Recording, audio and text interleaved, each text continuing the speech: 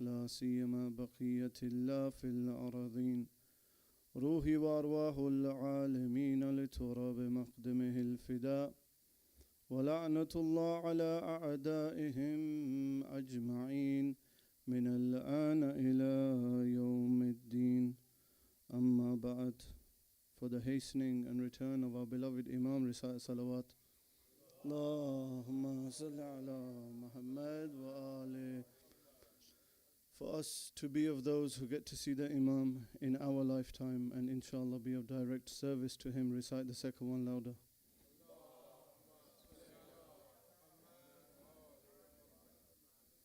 The love that you have for the lady Fatima Al-Zahra, salamullah alayha, recite the last one with the loudest of your voices.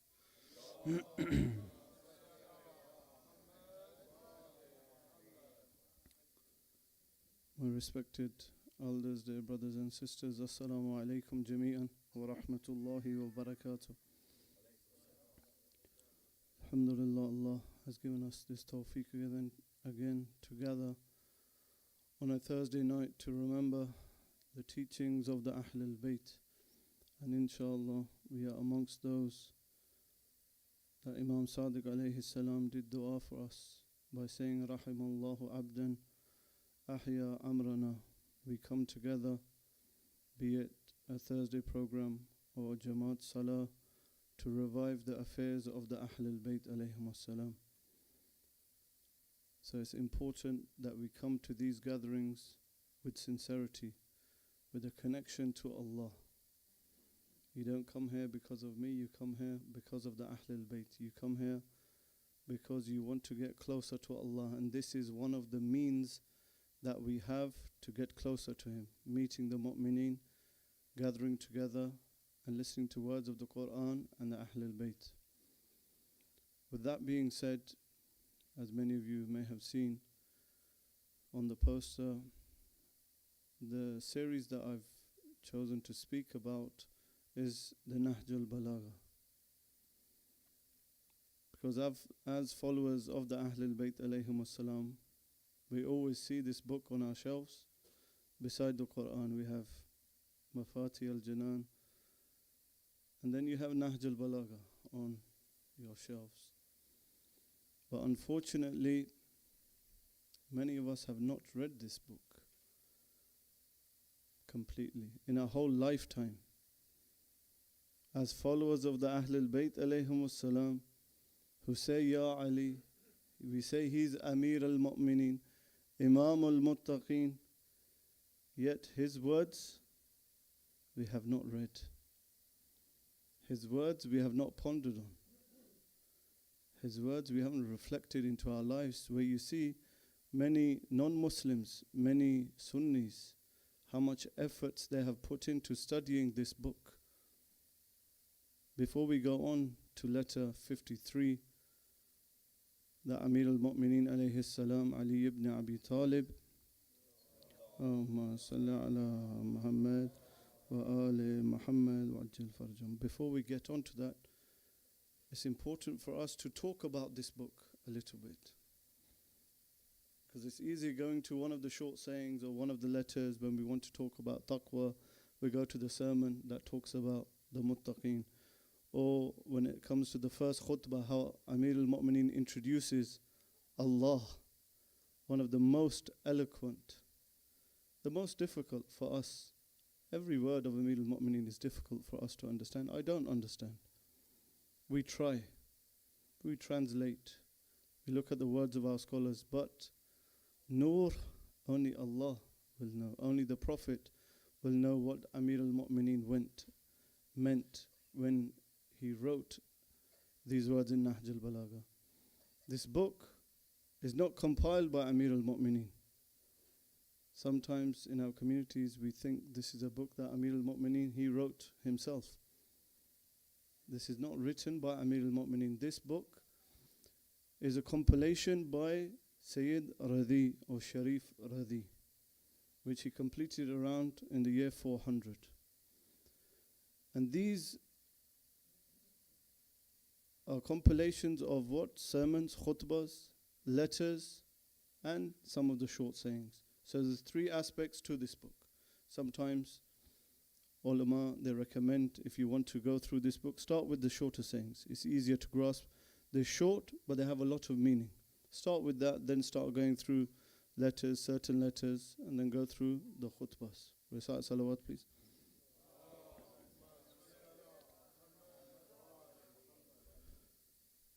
So he compiled what he could. These are not everything Amir al-Mu'mineen said. This is not everything that Amir al-Mu'mineen wrote. This is during his khilafah, his Zahir khilafah. He's always a khalif when he's on the earth. But when he became the fourth khalif, this is parts of 4 years and roughly, 9 months.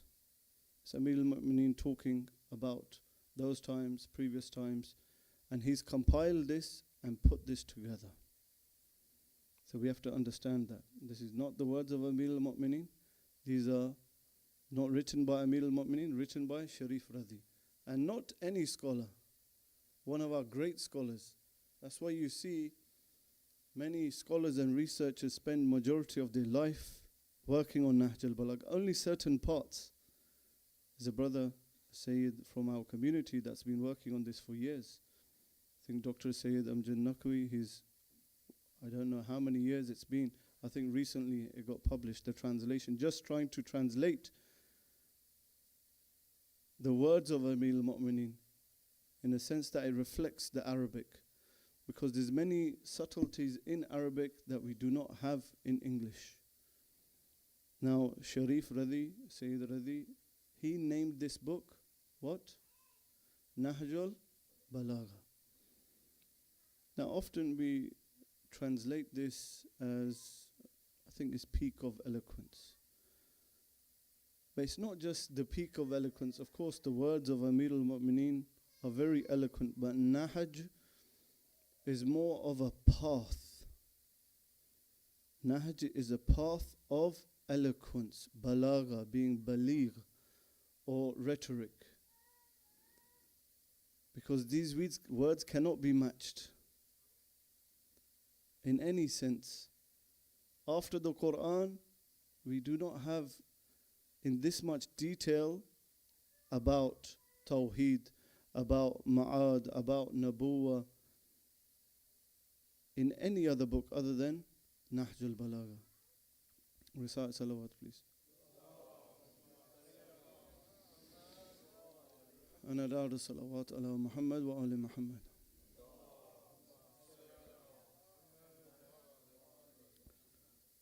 People have questioned Nahjul Balagha, talking about the chains. Does it have a chain? We have many scholars that have worked on this. Those that are academic will try to keep it very simple. But there's a man from the subcontinent. We should know our scholars or people that worked in India and Pakistan. His name is Imtiyaz Ali Khan Arashi. He spent many years of his life just working on gathering the chains of Nahjul Balagha and going through them, verifying them, where there was discrepancies, working on them. He's published this in 4 volumes. Many other scholars have written and researched about this. But a few things that I want to mention before we get on to probably the first part of this letter is what other scholars, how many times they have read this book. You have the famous commentary of Ibn Abil Hadid, a scholar from the Ahl Sunnah. In his, I can't remember the exact volume, but he says in one part, there was a certain khutbah, he said, I have read this over 1,000 times. And every time I have read it, I have learnt something, I have gained. How many times he read one khutbah? Over 1,000 times. You have George Jordak. He wrote the book that's translated The Voice of Human Justice, I think it's called. He says in his introduction, from the first page to the last page, how many times has he read this book? Anyone? He says, I have read this 200 times. And I have not seen words like this. This is how much other people have spent studying, analyzing the words of Amir al-Mu'minin. Even if I believe it was in 2005, either the UN or UNESCO, they said we need to look into these words of Amir al-Mu'minin, how to govern society. Now some of you may be thinking, okay, this is about leadership. We're not leaders. This is not an Islamic country. We're not rulers, we're not governors of cities. How can this relate to us? But the words of Amir al-Mu'minin are universal. This is not a speech that he's giving to a certain crowd.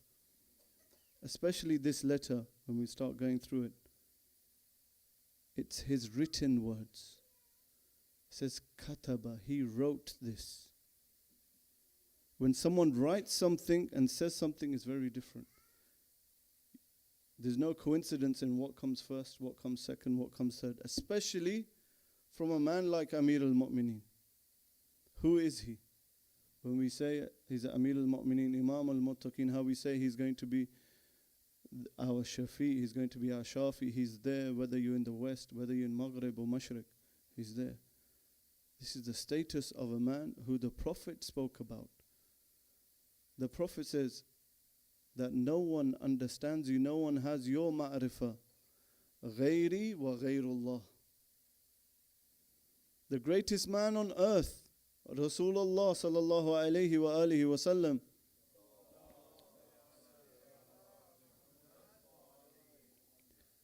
He says, the greatest man, that, oh Ali, no one has your ma'rifah or that complete ma'rifah or understanding of you other than me and Allah who is infinite in everything. He is the gate of knowledge. He is Nafse Rasul. So when he says something or writes something, it's not a coincidence. So in this opening letter, Sharif Radhi, he brings certain titles. He says this is a letter to Malik Ashtar. It starts. Recite salawat, please.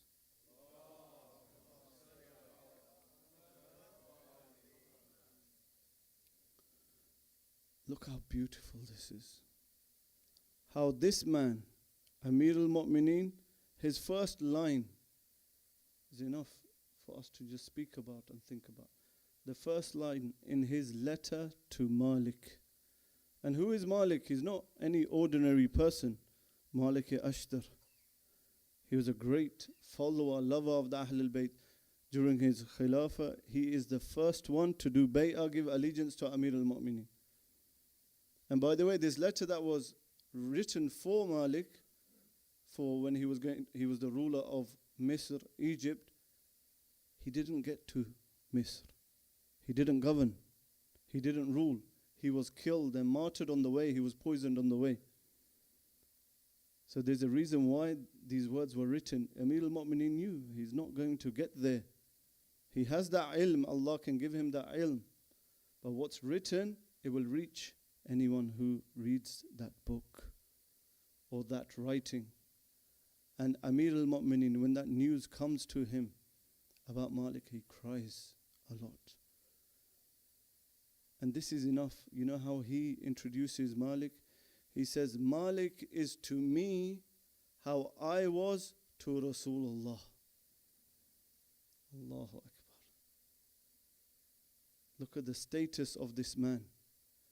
If Ali, Amir al-Mu'minin alayhi salam, he is saying, Malik to me is how I was to the Prophet. Everything the Prophet wanted, Amir al-Mu'minin would follow. If he was staying patient even during those difficult times, what happened to the lady Fatima Al-Zahra, salamullah alayha, but Ali,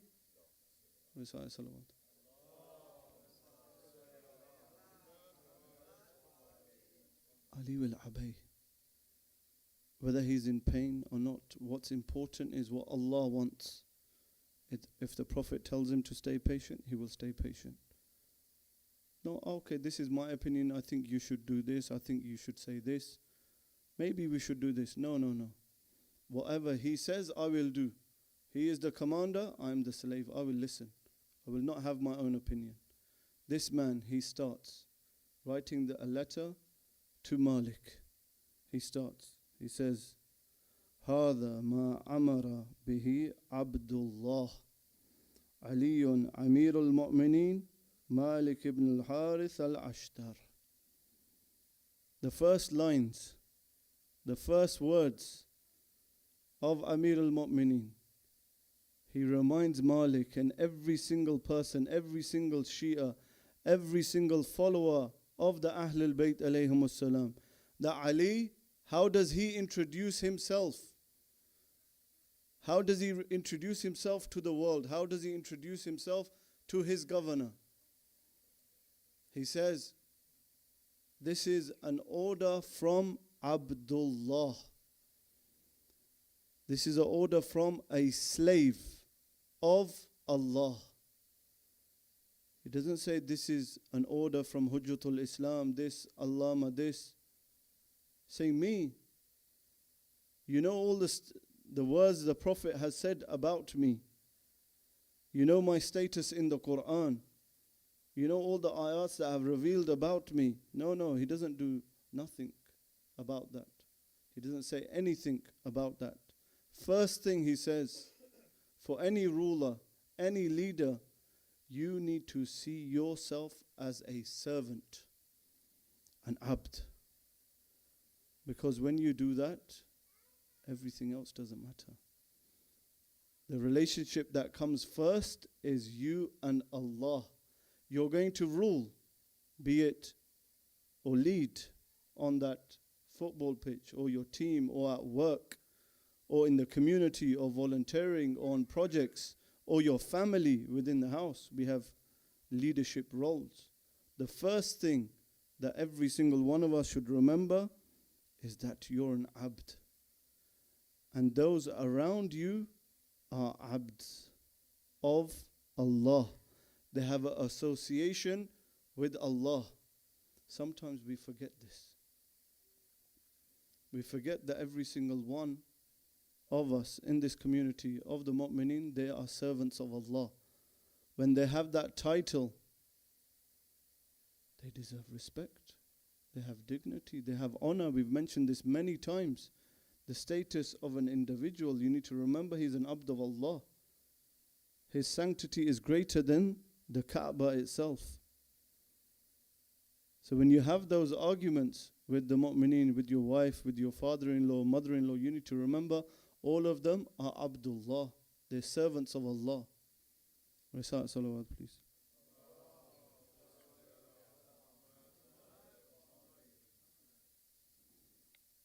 And this, I think, is very important for every single one of us. Because power can take over us very quickly. Before you get that leadership role, you think, no, when I get that role, I will never be like this. That's how many rulers of countries may have thought. Said, no, we're going to serve the people.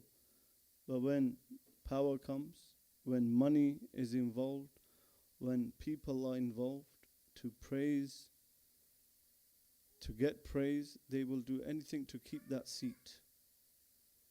That's how many of these systems work, these governments. They're elected, we have to do what the people want. It doesn't matter what Allah wants. But for us as followers, as leaders, as mu'mineen, our relationship with Allah comes first. In salah, we remind ourselves every single day, how many times a day, about the Prophet. He's abduhu wa rasuluh. What is he first? He's an abd. It's not a coincidence that Allah is telling us to say this in salah every single day, in every salah.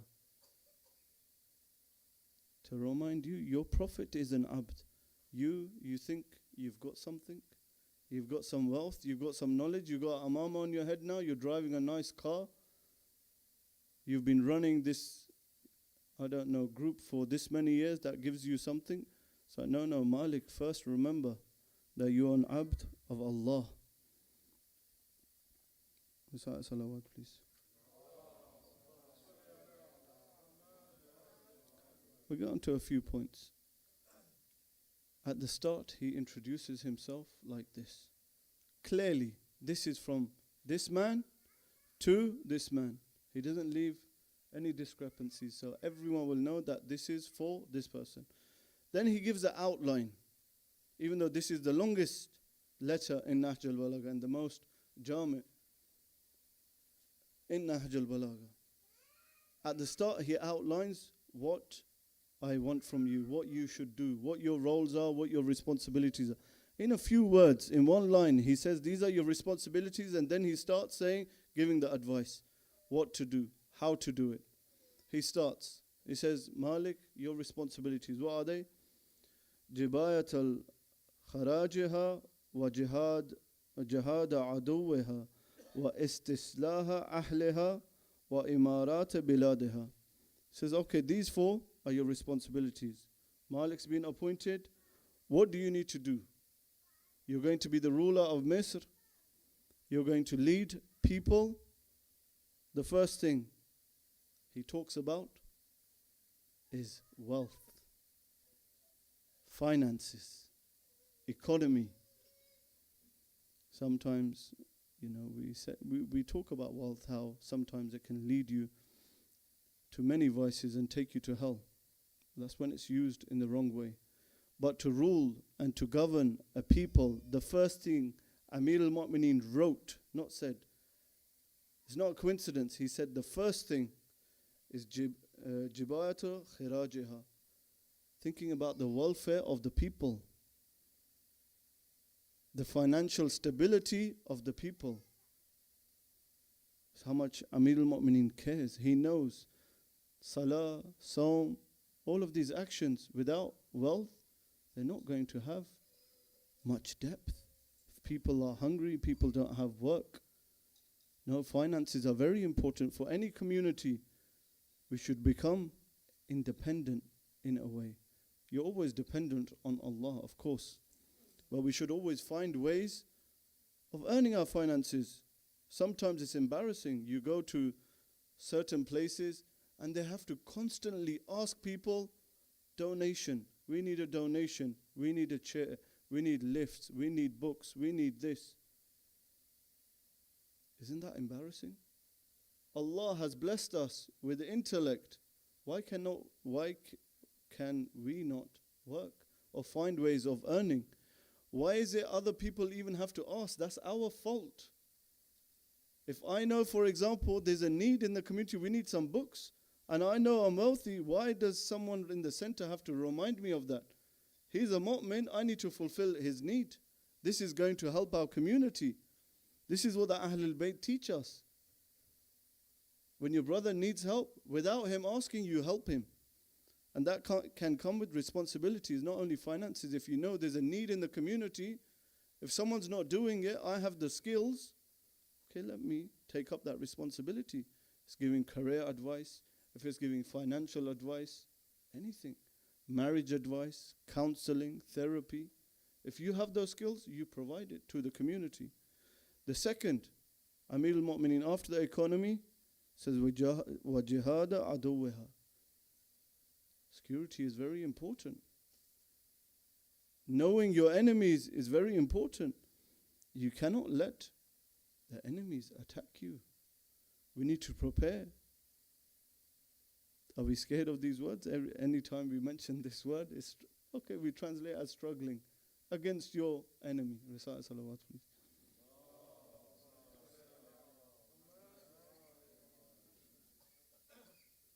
So you need to recognize the enemies are not going to sit idle. The external enemies and the internal enemies. They're not going to sit idle. You're taking up this role. People are going to question you. People are going to criticize you. People are going to advise you. Sometimes the weak people will advise you. And Amir al-Mu'mineen in Nahjul Balagha also tells us, do not get advice of weak people in other places. Why? Because if you're getting advice of someone who's always scared, always on a sense or feeling of weakness, he's not going to advise you the right thing. He's always going to advise you what's comfortable for him. not what Allah wants all the time. The third thing, everyone with me so far? Can I question you about the first two things I mentioned? Inshallah, maybe later. The third thing, Amir al-Mu'mineen says, what I want from you is istislaha ahliha. Reforming society. Oh Malik, you're going to lead people. Oh Shia, that read my letter 53 of Nahjul Balagha. I want you to reform society. Not any type of reform. And he knows this is different. It's difficult. That's why in Arabic, those of you that are familiar with Arabic, you know, brother he knows Arabic. Istisla is from what bab? Istif'al. When certain words in Arabic go into certain babs, they have a different meaning. Salaha, the Salasi Mujarrad of it, has a different meaning. When it's istisla, they know it's a difficult task. For example, you've heard the word istikhraj. Taking, when sometimes people have to dig, they know that it's going to be very difficult. It may need many men. It may need many resources. That's when this bab in Arabic is used. He says, reforming the society, reforming the cultural practices is not going to be easy. But this is one of our responsibilities. And wa imarata biladaha. Recite salawat, please. We got dustmint.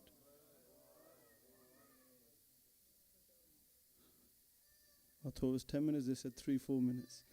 Recite salawat, please.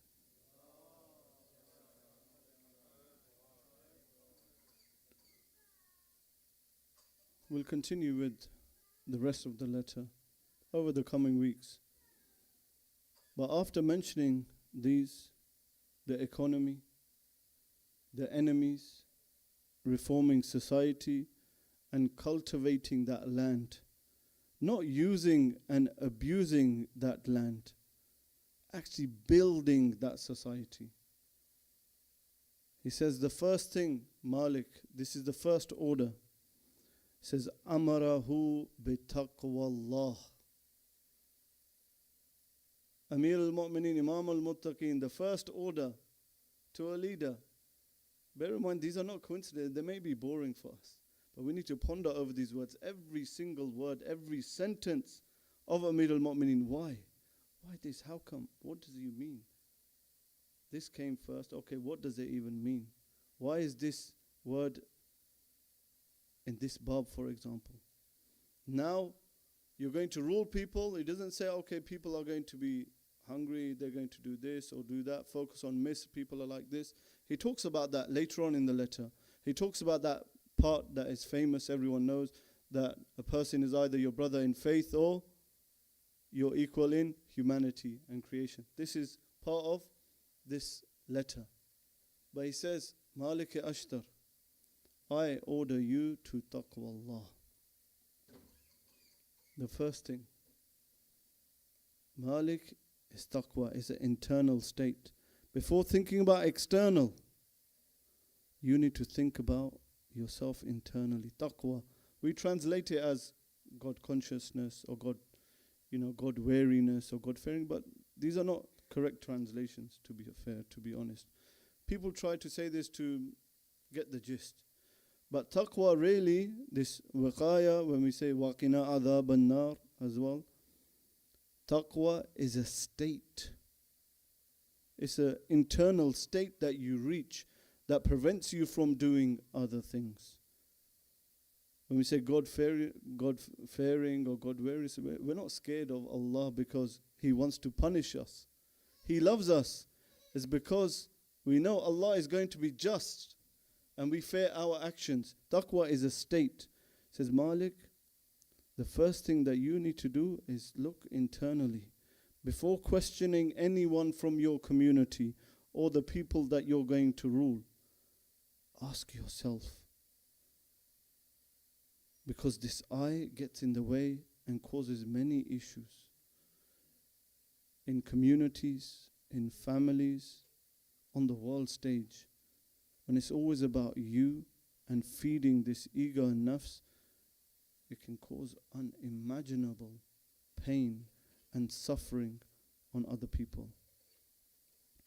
Many people, when they got to these positions, they said they would not do this, but this nafs, this shaitan, and this nafs ammara bis-su did not stop, and it will not stop even till our last breath.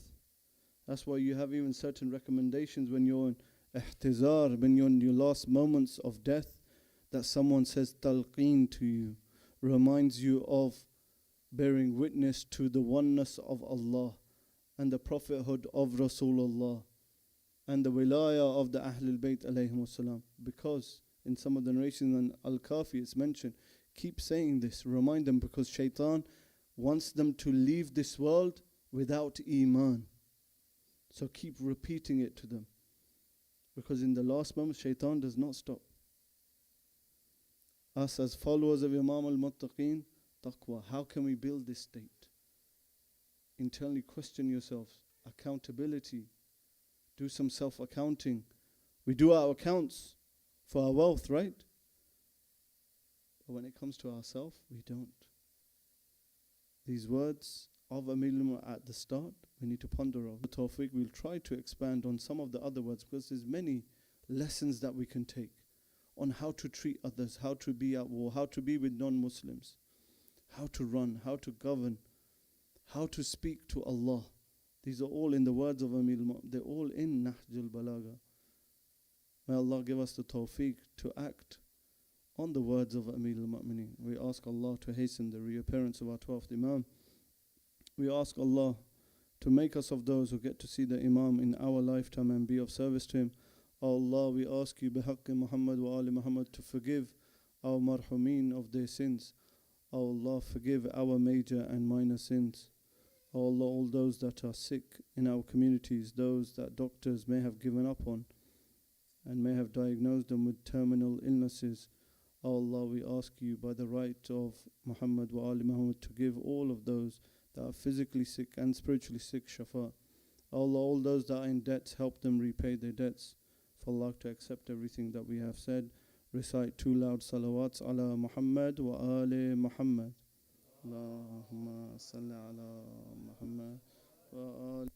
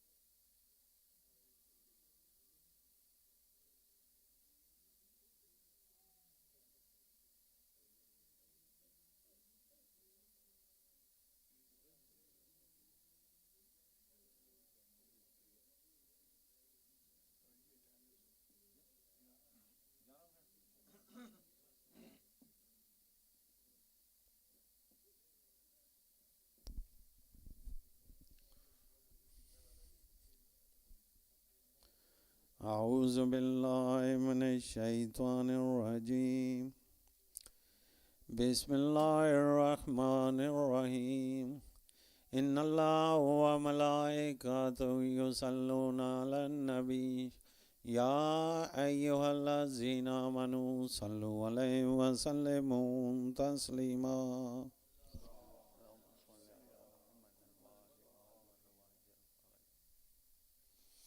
سبحان الله والحمد لله لا إله إلا الله والله أكبر